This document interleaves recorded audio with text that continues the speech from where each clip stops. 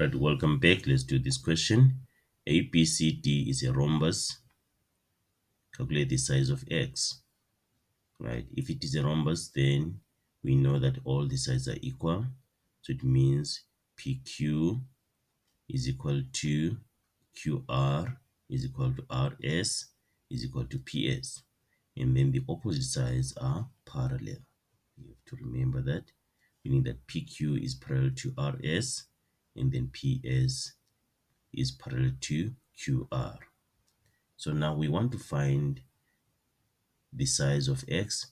If we check, we've formed the triangle PQR here. PQR, which is an isosceles triangle. We've formed triangle PQR, which is an isosceles triangle. So we can say angle P1 is equal to angle R1, since these are angles opposite equal sides. Right, so it means this is also x. Okay, and then now we can say x plus 54 degrees is equal to 180 degrees, since this is the sum of angles in triangle. Okay, so 2x is equal to 180 degrees minus 54 degrees. Then x is equal to 180 degrees minus 54 degrees divided by 2. And then you can put this in the calculator.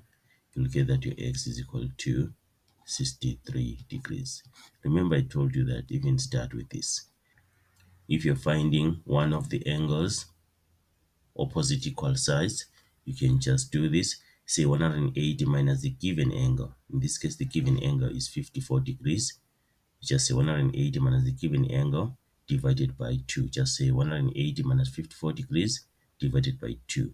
And then you write your reason and then write your answer.